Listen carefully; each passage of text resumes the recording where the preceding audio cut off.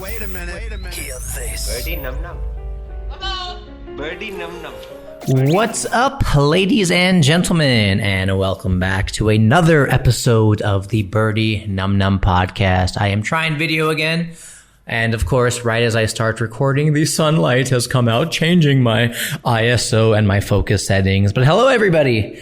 It is good to be here. Sanjay Manangtala here. I am having a good week. I hope you also are having a good week. And welcome everybody to the Birdy Num Num podcast, the BNN. It is going well for me. Had a very, very good show. I think one of my best shows in a long time last night at Wiggly Wine, a new pub and brewery, or not pub and brewery, a new... Ironically, Wiggly Wine, a new winery, I guess you could say, in South Bangalore, here in Nama, Bengaluru. South Bangalore is so funny for those of you listening who are not in India or not in Bangalore. It's basically a perfect place. It's fine. There's less traffic, a lot of bars, a lot of restaurants. But because there is traffic throughout our lovely city, most people don't go there. And they're like, I always stay on. You know, like you hear people in New York, I never go to Soho or I never go past 85th Street. It's like one of those things, like the Bangalore version. But anyways, I digress already. 1 minute, 23 seconds into this. And oh my God, that lighting is really, really bright. But anyways, I had a good show yesterday and it was really exciting. My wife came, you know. As a stand-up comedian, you never want to take your family to more than like one show every 6 months because they will get sick of that shit. They will be like, wow, it takes you a year to come up with 45 minutes of that. And you're like, yeah, that's why it's not glamorous at all. So I had a really good show yesterday. Thank you to the folks who put me up there. And, you know, we were in the car on the way back in the Uber discussing the show, my wife and I started to realize something because right when the show ended, a lot of the younger comics, the people in the scene who are, and by younger, I don't necessarily mean younger. Like what I love about stand-up comedy is there can be a 50-year-old fresher comedian. You know what I mean? Like somebody who's 51, hi Suman, if you're listening, and he can basically, you know, be hanging out with people and like look up to it. Like a 25-year-old comedian can be a mentor to a 51-year-old ex-IT person who's now doing comedy. And I love it. It's great. And that's why this business is not linear. So after the show was over, a lot of the younger guys were like, dude, that was so good. And thank you. And they were asking me questions and they were saying like, how are you so comfortable up there? And I was like, I've been eating shit here for 9-10 years in stand up. So, that's fine. I guess you got to get used to it. But they're like, how are you so at ease? And, how are you so natural up there? And as much as I was like, oh, I'm so great. I'm so amazing. Like my wife was like, no, I've been watching him over the years. And, now he's finally getting to a place where he's comfortable. But before, earlier when I was trying comedy, I was like, hey, everybody, it's so good to be here. And you try to do like, should I do impressions or should I do mimicry or should I just do dirty jokes or only non-dirty jokes or should I talk about dating or what? And then, 3, 4, 5 years ago, you start to see in India, it's a lot of Hindi comedy and you're like, okay, let me try to dabble with Hindi. And this is not a Hindi speaking face or mouth, those are the same thing, actually, now that I think about it. And if you listen to this podcast, my Hindi is terrible. So, she basically answered it for me and I agreed. Yeah, because you can't really say, oh, I'm so cool. Here's how I did it. Like, but somebody asked me, dude, how do you get comfortable up there? And there's no secret sauce, bro. That's the topic of this podcast, as you can tell from the title of the podcast, because that is how I do SEOs. SEO is Sanjay's employment opportunities. We need to draw listeners with a good title. A title is 80% of your marketing budget, according to Ogilvy, actually, if anybody is curious about marketing. Any Mad Men fans in the house? It was Ogilvy who I read made that thing that 100% of people see the newspaper, but only 80% read the headline and only 20% finish the article, which means when you've written your headline, you've spent 80 cents to your dollar. But basically, yesterday, as the show was over, everybody was asking me, how do you be natural? How do you be comfortable? And I wish there was a secret. And a lot of people tell you, you know, here's how I can teach you confidence, or here's how I can teach you to ask that girl out, or here's how you can overcome stage fright by going to Toastmasters and all that stuff. But go to any open mic comedy show and you will see not $1 billion, but you will see big wealthy CEOs with 2, 3, 5 CR, $1 million bungalows, who are like shaking the mic like, oh, I've been married and my kids, and like they're nervous to do comedy for 6 people, yet they can do a presentation for 100 people. So it's not something that you can easily pick up. Okay. So the focus I want to talk about on this podcast, as the title says, is the hardest thing to be is yourself. It's the hardest thing. It's literally so hard to be yourself. And I wish I knew this growing up, because here's the thing. Society is constantly telling you what to be, and you're telling yourself that's what you want to be, but that's not yourself, if that makes sense, right? Like, you've grown up in a family and, you know, maybe you were respectable, or you were shy, or you were extroverted or introverted, and now you have to be other things. I'm not saying you can't change. I'm not saying you can't improve. You know, there's a quote I like that, you know, it's great to meet somebody who's always trying to improve you, but not change you. And I think for the most part, even with stand-up comedy, and a lot of artistic professions, or typically eccentric or extroverted professions, most of the people in there are quite introverted. Some of the best singers, some of the best comedians, some of the best actors are actually like, I'm going to do my thing, but then leave me alone. I need to like go back. Even podcasters, imagine, right? It's like they can turn it on, but then they're like, all right, I want to chill. And it's super hard to actually be yourself. And I think stand-up is all I ever talk about because it's mainly what I know, but you can apply this to anything in life, you guys. In order to succeed at what you really want to do, you have to find a way to let your honest, authentic self be the reason for that. Whether it's being a CEO, you know, Elon Musk or Mark Zuckerberg, you know, they look quite awkward and introverted. And sure, they're learning how to give these like Steve Jobs, like big keynote speeches. But if you watch Mark Zuckerberg, I think he's a better blogger or a better like on camera person than he is like a presenter. You know, he's like, so we're going to like to talk about data and Facebook's data and Cambridge Analytica. And you're like, all right, buddy. Have your VP who makes $5 million a year give the talk, but cool, I will read your blog, you know, because whatever medium you're good at, for example, whatever your strengths are, is the best way to succeed at what you want to do. I'll give you some examples. Okay. A lot of comedians you see now who are doing well, initially 5-10 years ago, were trying it in English. Now they're doing Hindi. They're blossoming. All right. A lot of writers, for example, who are maybe trying to be live performers, you know, maybe didn't do well live, are now really good writers, right? A lot of good entertainers. Look at Jimmy Fallon, right? Maybe he tried, I don't know a Jimmy Fallon story, but maybe he tried to be a stand-up comedian, but he was actually really good at interviewing people. Now he's like one of the best talk shows ever, right? James Corden. Why is James Gordon, whatever, in a competitive field of talk show hosts, why is he able to like succeed? Because he's probably good being silly on YouTube videos, and that's why they're like, wow, that's the future, and oh my God, it got so bright. By the way, for the filmmakers who are watching on video, this is called blowing out your highlights. This is basically when you burn the image because it's too bright and then you lose. Oh, good, and my card is full, ironically, as I was staring at the camera. So I'm going to pause right there for 1 second and give a clap, you guys. Hang on. Yes, and we are back. So, you know, it's never like, nobody ever tells you this as you're trying to be cool, as you're trying to be the like, you know, on the dating front, for example, a lot of guys try to be niche, they try to be hip, they try to be macho. As I talked about in the other podcast about like trying to be, I don't want to be a nice guy, I want to be a cool badass. But if that's not who you are, you need to find a way to make that nice thing work for you. I mean, it's easy to tell you to buy these jeans. It's easy to tell you to buy this hair gel. It's easy to tell you to buy these 5,000 rupee, $100 sunglasses. But that's not what, dude, when you're like 16, 17, there's two things I always wondered growing up. Number one, I was like, how am I going to get a girl to like me? Like, this just seems like rocket science. And then number two was like, wow, how am I going to make $50,000 a year or $100,000 a year?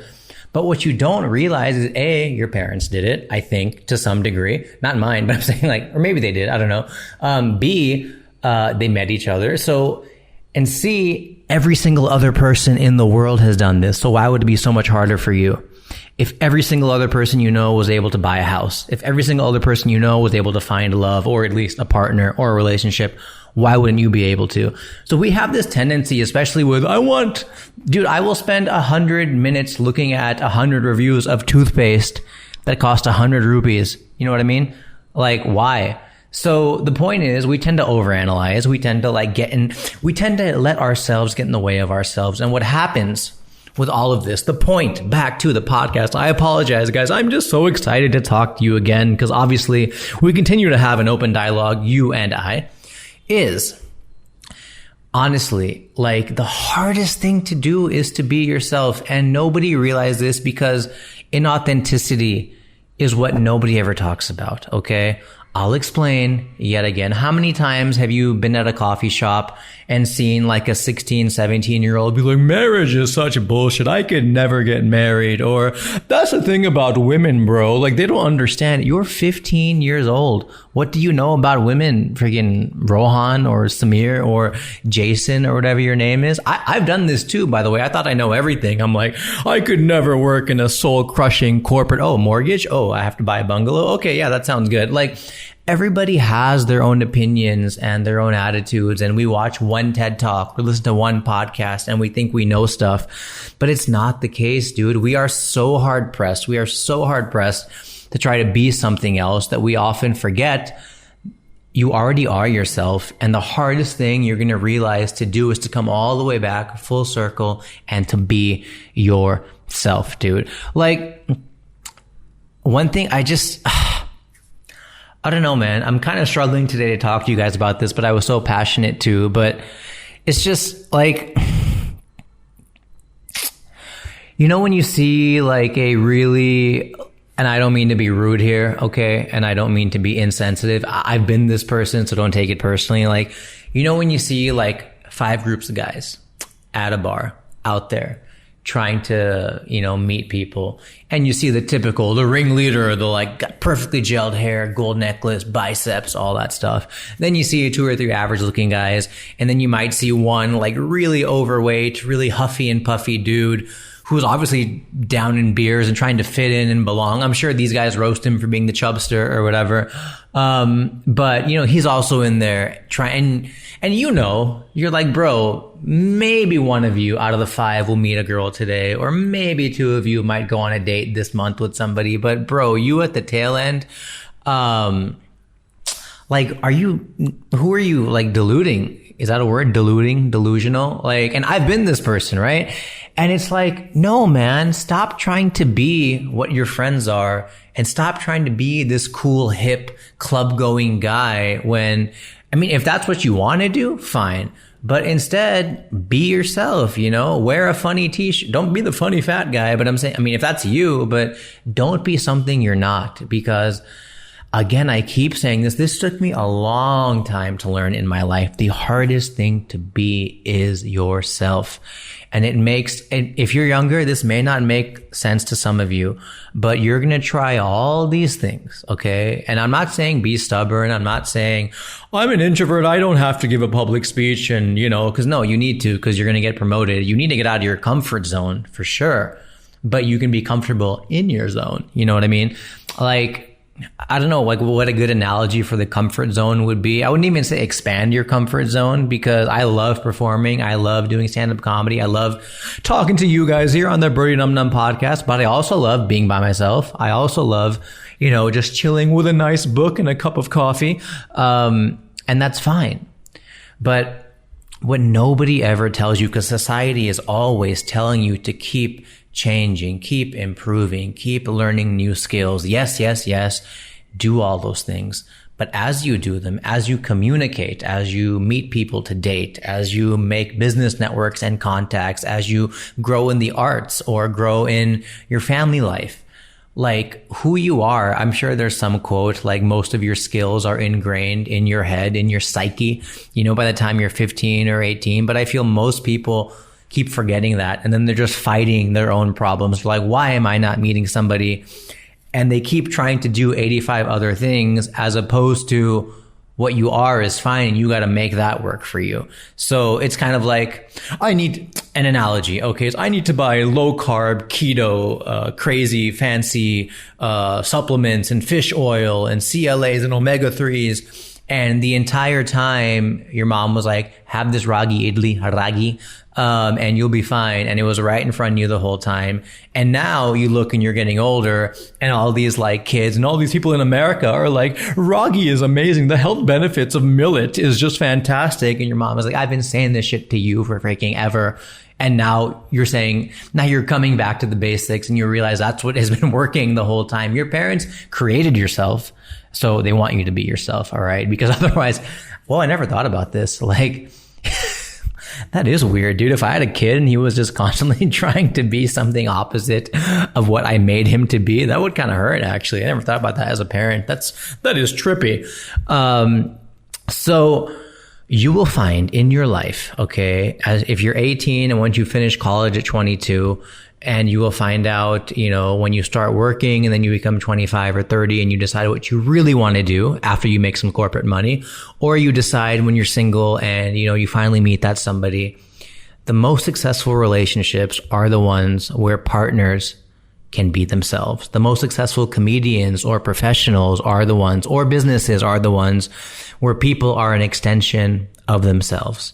Okay. The most successful actors, even, yes, Tom Hanks, Leo, all these guys, but you believe that they're an extension of themselves. Maybe that's why they're the best actors, who knows? But nobody ever tells me this. I would never listen, honestly, too. If I was 18, I'd be like, I want to get that six pack. And I still do. I just want to know I want to get a six pack, not to try to impress anybody. I just want to know, do my abs exist? I would love to know if they're under there. But I have this freaking uncle bod, dad bod, but I have uncle bod because I'm Indian. So I know this was a bit rambly, you guys. I do apologize. I did not think this one through entirely, but I feel like we brought it together because I'm just trying to be myself in front of you guys. No filter. And I hide behind this voice when I'm uncomfortable. Let me know your comments, obviously, but I wish I could give you guys like a nice TED Talky quote on the hardest thing to be is yourself. And maybe that is it. But I feel we need to teach people. Every time a kid emailed me the other day and, he was like, I'm living in Germany, not the other day, yesterday. Okay. And by the way, if you're listening, bro, whoever that was, I'm not going to say your name, but it was so funny. And he was like, after I responded, he was like, I was just sitting here with my lover thinking about your response and how nice it was. And I was like, dude, like straight, gay, whatever, like, but you can say partner, like, where did a lover come from? I was like, my lover and I were just, I feel like that's so heavy. But it was awesome. And thank you for your email. This kid emailed me and was saying that they're in Germany and they want to do Indian comedy, but also people speak German. That was kind of the zone we were headed. And I was like, well, you got to ask yourself what's important to you. Do you want to try to be something you're not? Like, does every famous actress or actor want the six pack and want to sing dances, or do they just want to be a successful actor and they're just chasing that? Because then all of a sudden, Melissa McCarthy or whoever these people are, they are themselves on camera. Who's that big, not big, but slightly, a little bigger than the normal actress, Australian girl who was in like Pitch Perfect and stuff. Like, that's their USP, dude. Like, why do you want to? Like, if you actually are yourself, you're not going to be everybody else. You know what I mean? Stop trying to be everybody else. Start being yourself. And in that way, everybody else will love you because you are one in a million, 1,000, whatever. And I think we brought that together. And I urge you, yes, go to the gym. Yes, work out. Yes, eat healthy. Yes, do all those things. And then just let your true self shine, everybody. Wow. That was cheesy, but I feel like we brought it together here on the Birdy Num Num podcast. Let me know your questions. Let me know your comments. Has this worked for you? Has it not? And I really hope this was helpful today. And yeah, guys, I look forward to meeting each and every one of yourselves wherever the future may take us. So I will see you guys soon. Sanjay Mangtal out. Num num. Birdy num num. Birdy num num. Birdy num num.